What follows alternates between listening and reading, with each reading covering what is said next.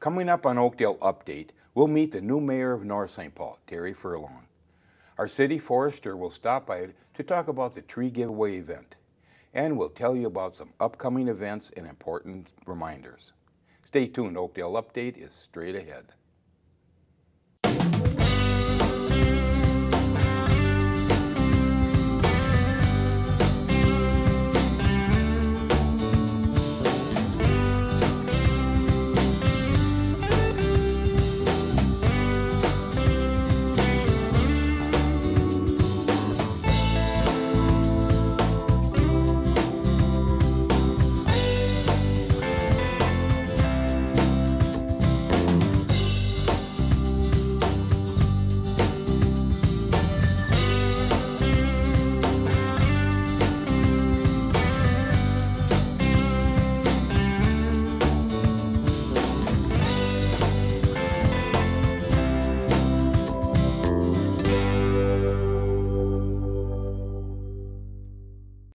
Hello and welcome to Oakdale Update. I'm your host, Frank Orsello.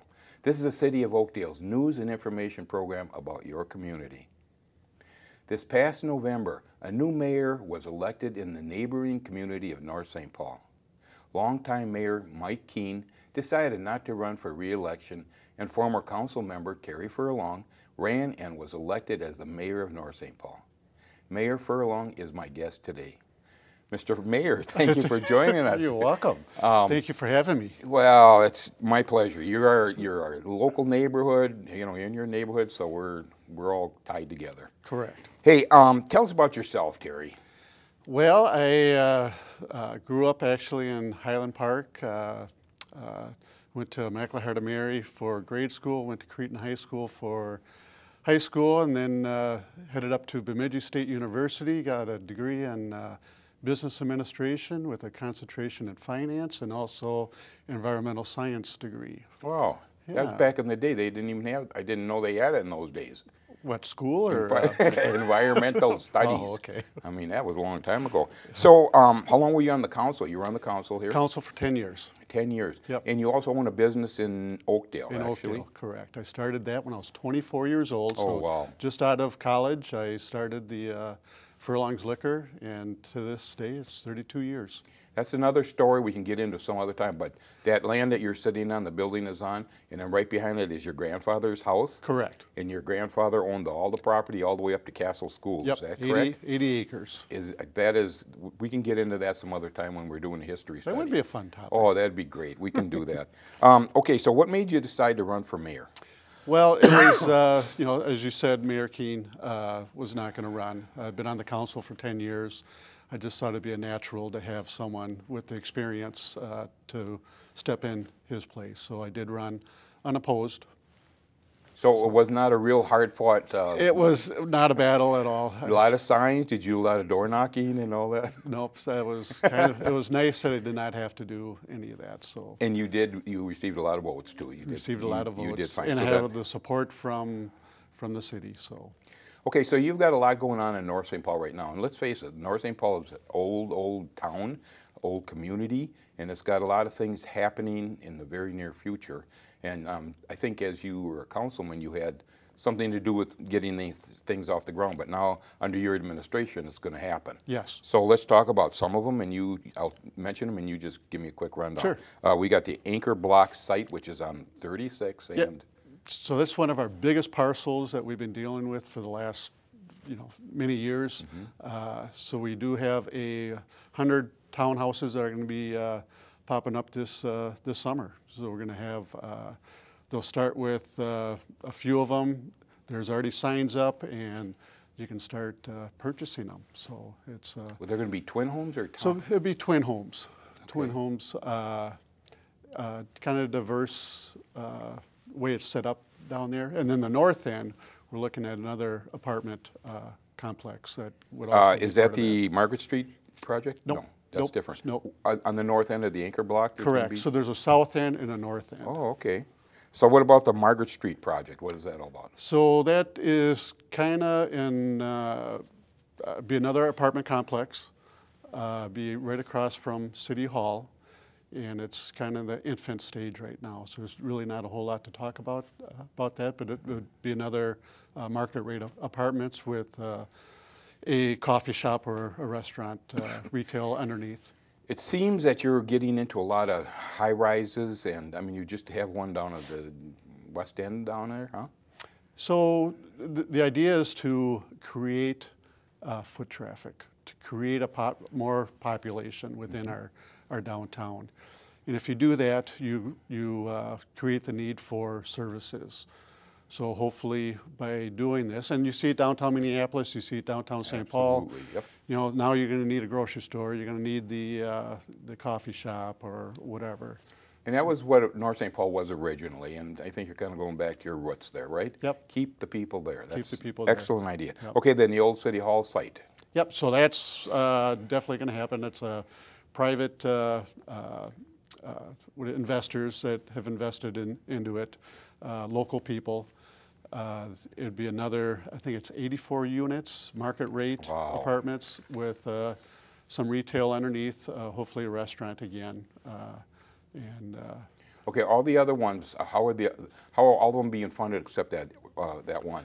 That one is private fund? Yep, so the other one the other ones, I think they all have some sort of tax increment financing. That's the only tool that we have to bring these developers in. Mm-hmm. You know, I think that happens all over the place, that you have to use that tax increment financing.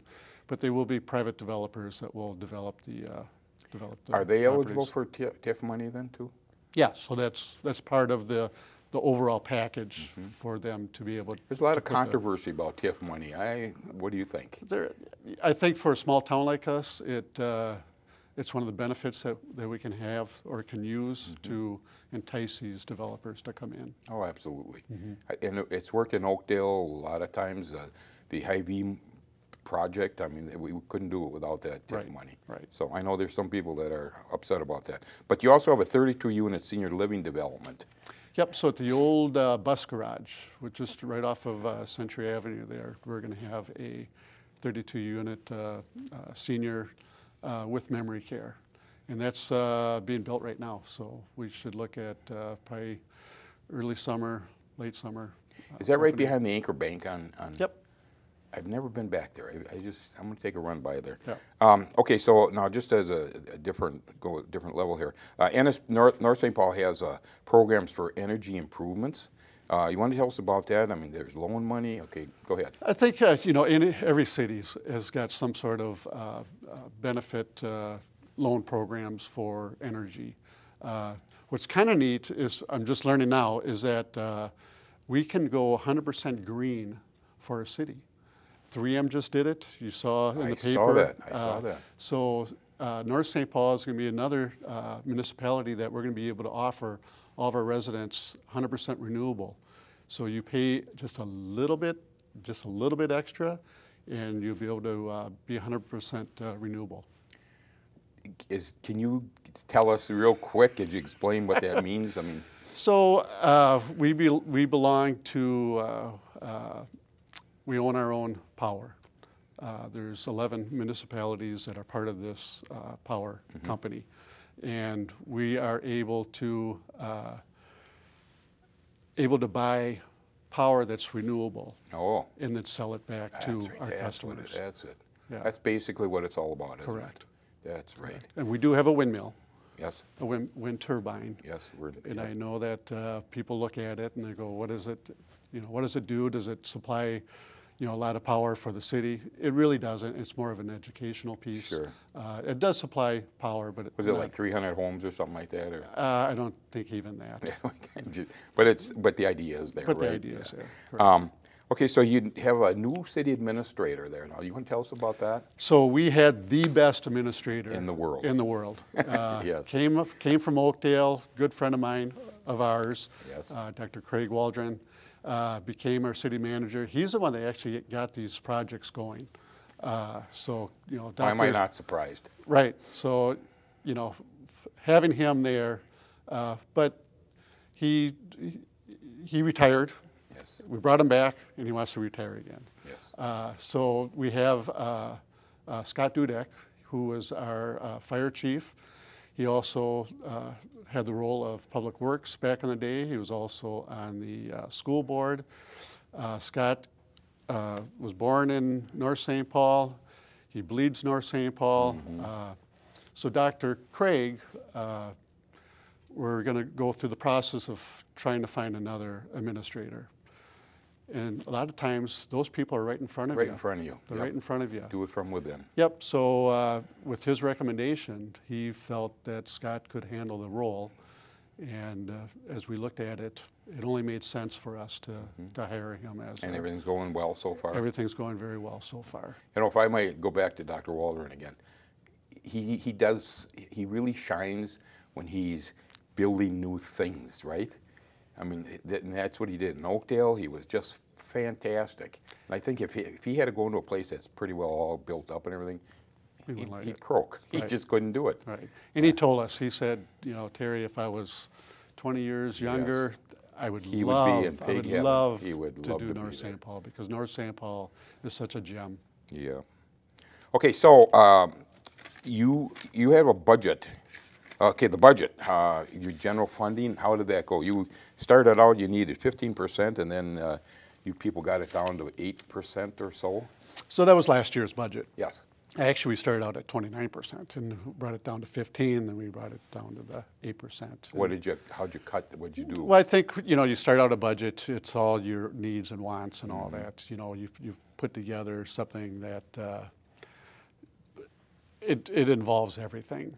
So as you window down and what really makes sense is, you know, a budget that meets your needs. And sometimes you can add a few of your wants in there, but we didn't add a lot of wants, so just most of our needs. Well, I think most budgets you throw in as much as you can and hope for that you get part of it. Correct. It's the usual procedure. Let me ask you this. How has being mayor changed your life? And I mean, I know you've got a very thriving business, Furlong Liquor, and it's time-consuming. How's it changed your life? So you've known me for almost 40 years. Almost 40 years, yes. And you keep asking me the same question. How do you handle, you know, back in the day when, you know, part of the Oakdale Business Association, I was part of the Winter Carnival, you know, trustee for St. Peter's, we built a new church, and, you know,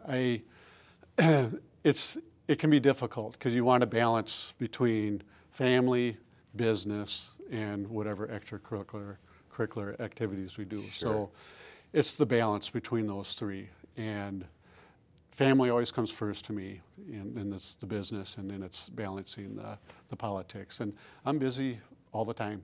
I'm sure you were anyway. Right. And this is just another thing to put on your plate. And I love it. I love being busy. You know, I'm with you on that, Terry. I mean, sometimes I sit home if I don't have anything going, I get nervous. Right? Don't you? Right. How about your lovely wife, Sandy? How is she tolerating all this? Sandy is the love of my life, and she is very supportive in everything I do.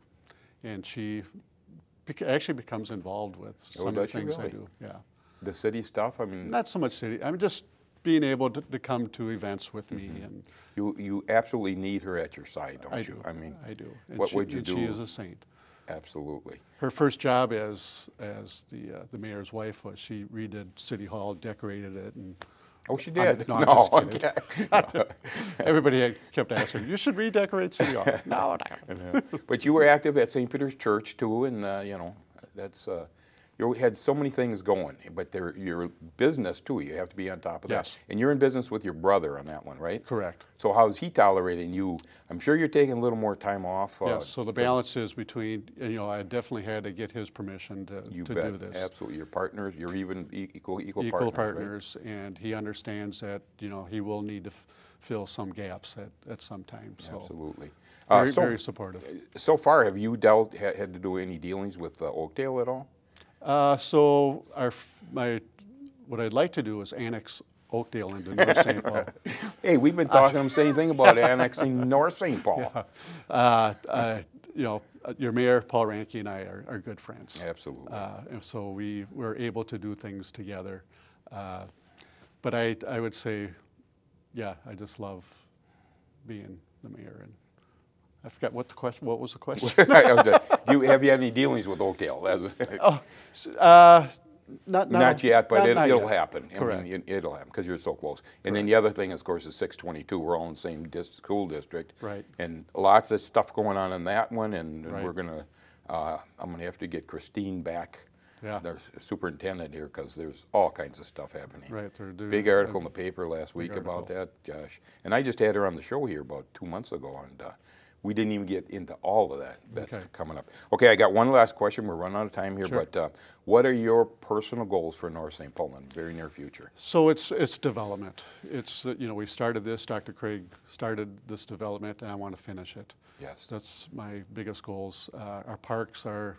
I also came off the Park and Rec. I was the liaison for that. We're doing a lot of updates for the parks. We built a new park shelter down at Casey Lake. Mm-hmm. So it's making your city look good.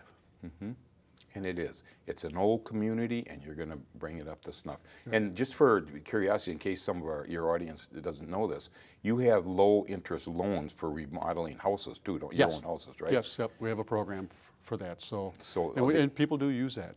They do. Mm-hmm. And so give the phone number in case they have to, the City Hall number. They just call City Hall, and they could just call City Hall. Get attached. Do I have that number? No. What kind of mayor are you? But you never call it, do you? I never call it.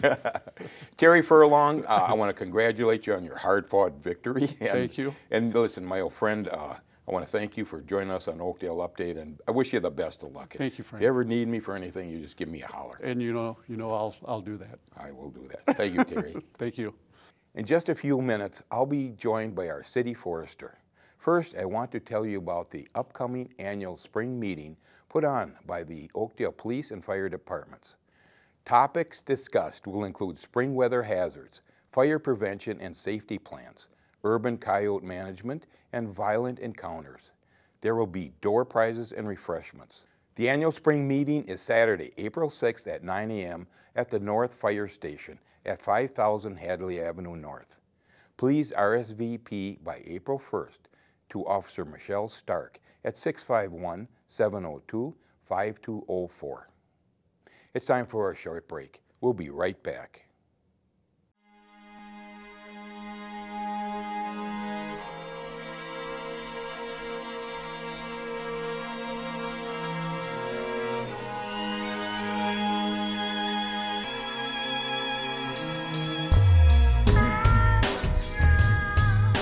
I heard the best is yet to come, or maybe it has come and gone. Let's not get carried away.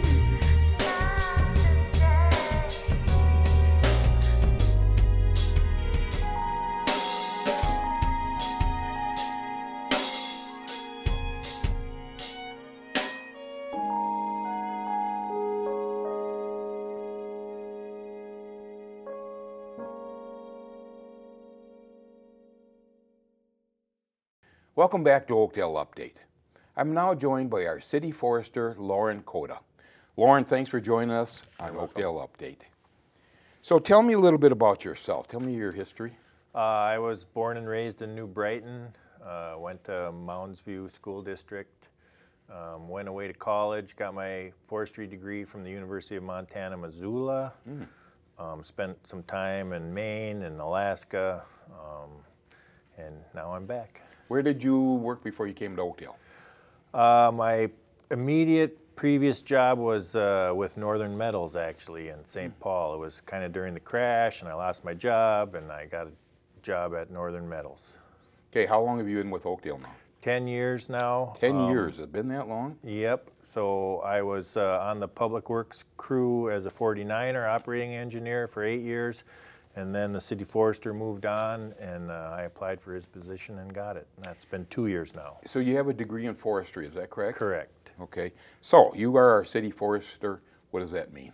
Well, city forester / environmental services superintendent. I take care of the surface water conveyance system, which is storm sewers, and then all the trees and the plantings. So they have these projects that come up in Oakdale where the planting, or like the cutting, what's the, not the sumac, what's that tree that you cut? Buckthorn. Buckthorn, the buckthorn. So that's, are you in charge of that too? You get I that all put am, and together? every fall we have a volunteer buckthorn removal event. That is October 12th this year. It's a Saturday. Oh, and that happens every year, and you get a good turnout for that, don't you? We do. Typically, it's 50 to 70 volunteers we get. We have a public works crew working with us. We do a bunch of chipping. We always cut more than we can get chipped, and so it piles up, and sometimes we burn it in the winter. Sometimes we go in and chip it later. So. Can you use that? Can people use that those chips from buckthorn? We don't. We use them all in-house. If they have too many berries in them, we bring them to District Energy and they burn them. They burn them up. Yeah. That's a good thing. Say, so speaking of that, let's go on to that. Say that I have a lot of buckthorn in my yard. Don't you have a program for me to get rid of mine? Curbside buckthorn pickup. Every fall we have 3 curbside buckthorn pickups. And it should be listed in the paper Oakdale update if you get that. Otherwise, call City Hall or call Public Works Department and they'll direct you to me and I can inform you of the times and dates. But there's 3 in the fall, usually 2 in September, 1 in October. That's pretty important, isn't it? Yep, you can cut your buckthorn down, haul it to the curb, and we'll come up and pick it for you. Oh, that's great. Okay, so now we have a big problem coming up here, ash borer. It's at our doorstep, so tell us about that, would you? So emerald ash borer is going to kill basically every ash tree out there. There are some that you might think is an ash tree that aren't, but green ash, black ash, some Japanese blue ashes are resistant, so they're starting to import those more and more. It has been confirmed in Oakdale now in the southwest quadrant. I won't tell you exactly where it is because it's a private tree. But it's going to kill everything. We do have a program that we set up with Rainbow Tree Care. We have them treat all our boulevard ash trees that we treat. And they give the residents on private trees a very good discount on treating their private trees as well. And you can reach that from our website. There's a link. At the top of the website, it says departments. Underneath departments, click on forestry, and that'll take you. There's a link to Rainbow Tree Care on there, and that'll get you started with that program. So you know, okay, the question is it more expensive to treat a tree, or is it smarter to cut it down? I mean, what's depends on the size of the tree, how healthy the tree is. It takes 5 years roughly for emerald ash borer to really start killing an ash tree. And if you can catch it before then, you can treat it. If it's bigger than 10 inches in diameter breast height, the diameter of the tree at 4.5 feet above the ground, it's worth treating. If you don't have the money to treat it, it's going to die.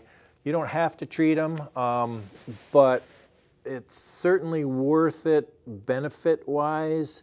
And if you love a tree, if you love the shade, whatever, it's certainly worth treating them. You have to treat them for the rest of their life. Oh, really? So what you can, and it's every 2 years right now. It may develop into every 3. But they'll guarantee it for 2 years. What is the treatment? What exactly is the treatment? So it's emamectin benzoate, and they inject it into the tree, and it has to be done in the summer while the tree is transpiring, and the tree will take it up throughout its conductive systems, and then when the beetle's larva eats the phloem underneath, well, the beetle eats the leaves, and the larva eat the phloem, and it will ingest that chemical and die. Wow. So say that I have an ash tree in my yard. Will you come and inspect it to see if I I'm having will, trouble? and on the website, I have my contact information on there, or call City Hall or Public Works, and they will direct you to me.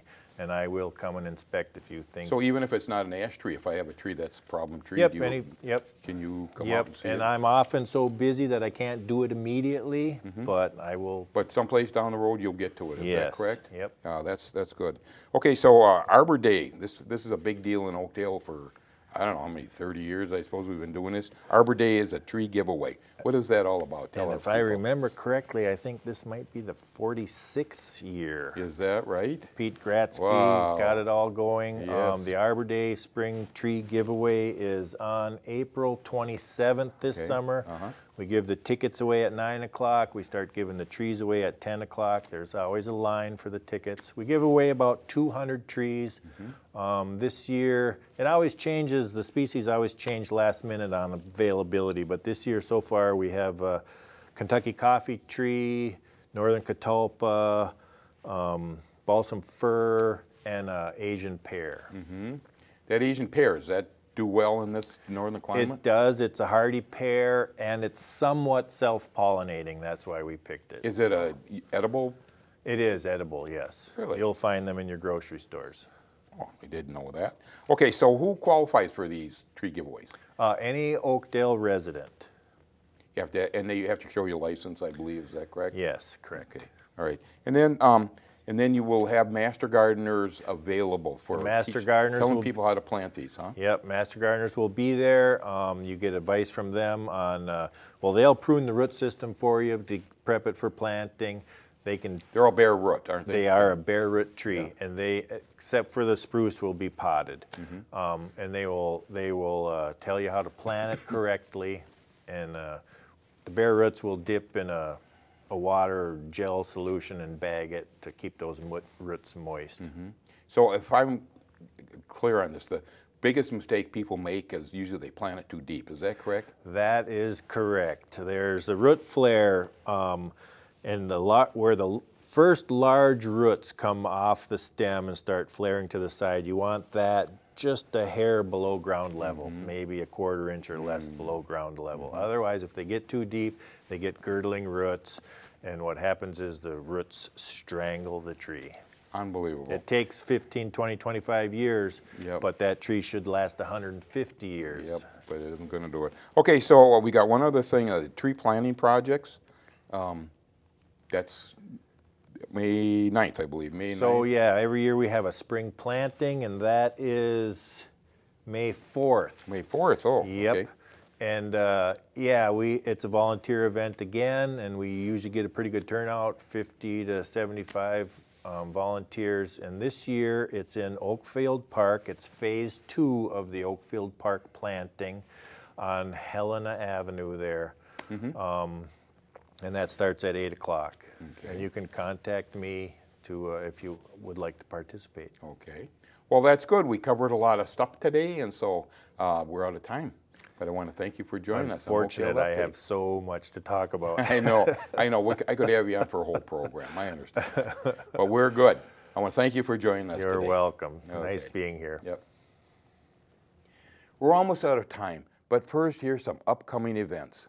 The indoor garage sale is set for Saturday, March 23rd from 9 a.m. to 1 p.m. at the Discovery Center. Start the garage sale season early. Shop indoors and find new and formerly new items from over 20 sellers. And if you're looking to sell, you can rent 2 tables for only $22. Space is limited and fills up fast, so please register by March 15th.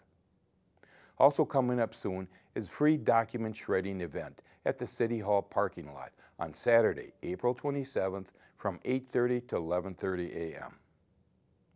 That's all we have time for on this month's Oakdale Update.